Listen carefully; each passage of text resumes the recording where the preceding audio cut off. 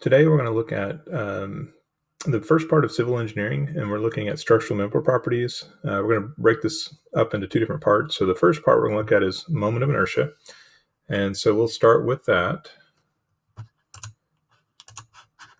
And so when we talk about moment of inertia, what we're really looking at is really a geometric property of a structure. So we look at how does the cross-section of that particular shape affect the structural stability of an object. And so we're not really looking at material properties at all. We're really just looking at its actual geometric cross-section. And there's a lot of different shapes that we can look at, from a really simple rectangle to I-beams to tubes of different shapes.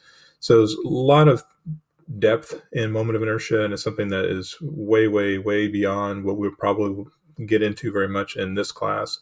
So we're going to look at very simple shape. We're just going to look at only rectangles for this one. But when we talk about moment of inertia, what we're really looking at is stiffness, and stiffness in the terms of how well does it resist bending.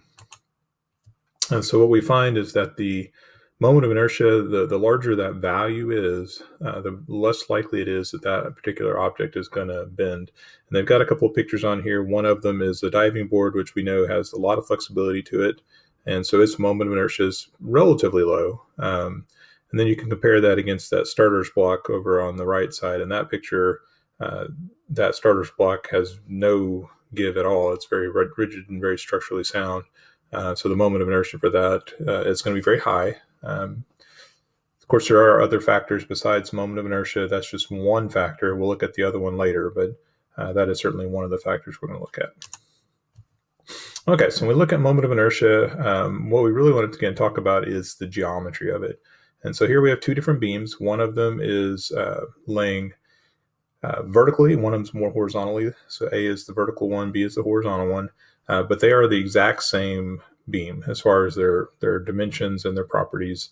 They're both made of the same material, both have the same dimensional sizes. The only difference is just its orientation. How are we looking at it? And so what we're really looking at is a 2x6. And so if we took a 2x6 plank and we put it down in orientation A, I think just our own experience would probably tell us that A is going to be much more structurally sound. It's not going to bend as easily as it would be for B if you were to stand on it. So if you were to stand on the middle where that arrow is showing the force acting on that, the force on A would not cause nearly as much of a bend as the force that's happened on plank B. And so we've talked about this a little bit already. Really what we want to look at is how much bending are we going to get, and can we calculate that? And we can, and that's one of the things we're going to look at is how do we calculate how much deformation, how much bend is this plank going to have, this beam. So here they're showing you what a structural analysis test would look like. This is something you can actually do in Inventor if you have the proper plugin for it, or other 3D modeling software. They over exaggerate the actual bend, so you can kind of see that A doesn't move hardly at all, and if you were actually standing on it, you would probably not visually even see it move. B is over exaggerated, but it's just showing you where the stresses are going to be. The more red the color is, the more stress that is exhibiting. And so we know that, again, from experience, that the one that's in that horizontal position is going to bend more than the one that's in the vertical position. So we will look at Y, and so this is where we want to look at the calculation that goes with this. And so again, we're only looking at one pretty simple one, and that is moment of inertia for a rectangle, and specifically with the axis that we're looking at is through the center where the centroid is for this shape. If you remember, we talked about centroid for a symmetric shape will always be in its center, or at the place where all of the lines of symmetry cross, which again for a rectangle is going to be in the center. And so for a rectangle, what we want to know is the base and the height. And so we're going to look at the calculation for that. And so the moment of inertia calculation, and these x's are basically just referring to the axis we're looking at. In this case, if we were looking at the picture, they'd be splitting this along the x-axis, assuming the x-axis is right through the center right here. So that's what the X's mean there, is that's what we're looking at. But what we're going to do is we're going to take the base in inches times the height cubed. Now that means that the height itself is cubed, but the base is not. So we think about, what does that tell us? That means that the base value is quite a bit less important as far as the value for your moment of inertia, because the height is what we're cubing. So whatever that height value is, we're going to make that times itself 2 times. So we're going to get cube it. That's going to be a much larger value, and so it's going to be much more important to our moment of inertia calculation than the base would be of the two values we're looking at. So we're taking the base times the height cubed, and we're dividing that by 12. And that's just going to give us a value for what that moment of inertia is.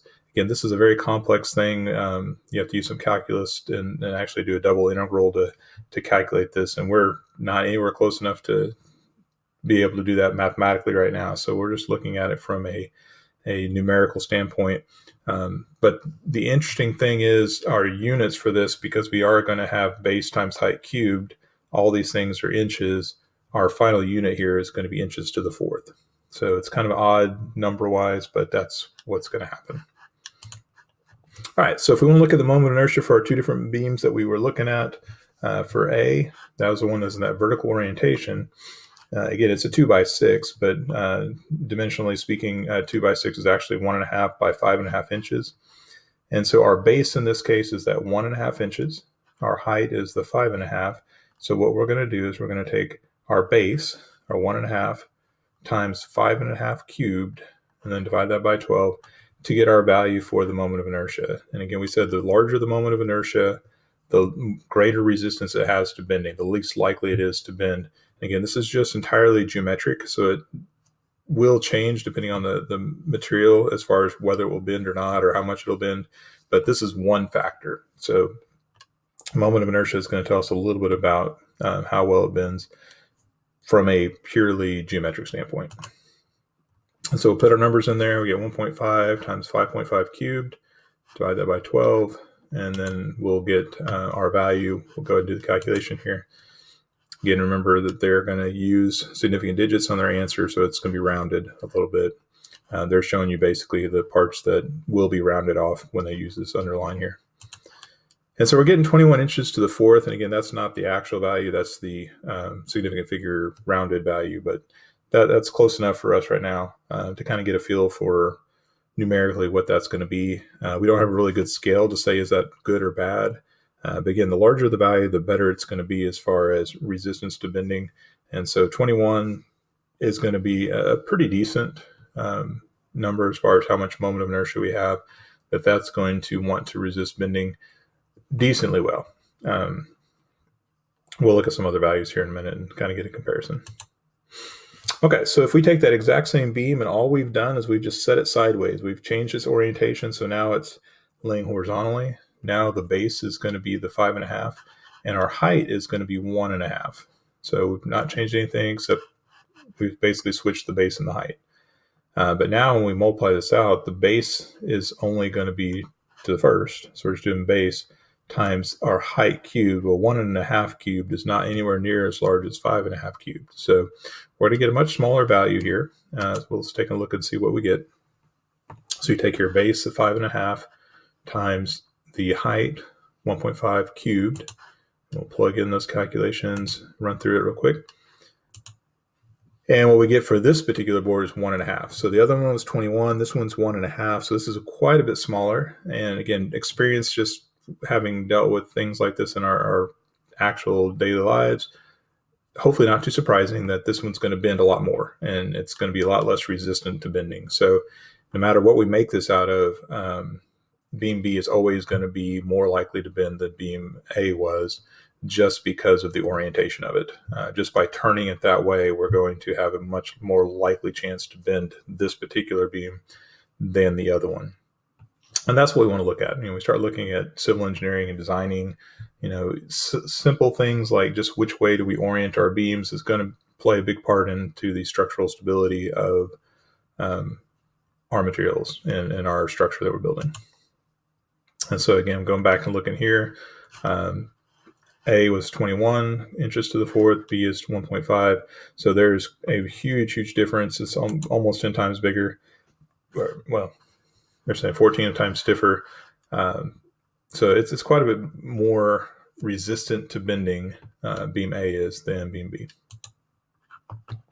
So here's an example of where you might see that. If you've ever looked at in new construction, or if you go and look in your attic of your house, you'll see that when they're building these beams that you put in your roof structure, these roof trusses are always going to be oriented with the longer dimension vertical. And that is just to provide that stiffness to resist the bending. And that's what we're looking for. So you've got, again, your rafters, you've got all this ridge board across here. All those pieces are going to be oriented with the longer dimension upward, so that you don't get bending, don't get any of that deflection. And that's important. If you're in a house, you don't want it to flex and bend that direction at all. Some other things that you might look at are other shapes. We saw some of these when we were talking about centroids earlier in the year. And you say, well, why do we use these different shapes? One of the reasons we pick some of these other shapes is for moment of inertia reasons, because when I'm building, I'm not only looking at making the most structurally sound thing, I'm also, as a business person, looking to make the cheapest building that I can that will still be, suited to the task that it needs to meet. And so when I look at something like an I-beam, and so here's an example of an I-beam, this I-beam has way less area, cross-sectional area. And again, this is the area, if we add up all these pieces right here, find the area of these rectangles and add them together, the cross-sectional area of this I-beam is 10 inches squared. Same thing as this. So this is like it's not a 2x4, but it's roughly in that general dimensions. But this beam right here, this rectangle, has the exact same area as this much larger I-beam. And then this I-beam over here has the same dimensions as the I-beam, this rectangular beam here. But you can see that its area is much greater, which means that this rectangular beam is going to be quite a bit heavier. It's going to have a lot more mass to it than the I-beam will. The mass of this I-beam and the mass of this smaller dimensioned rectangular beam will be the same.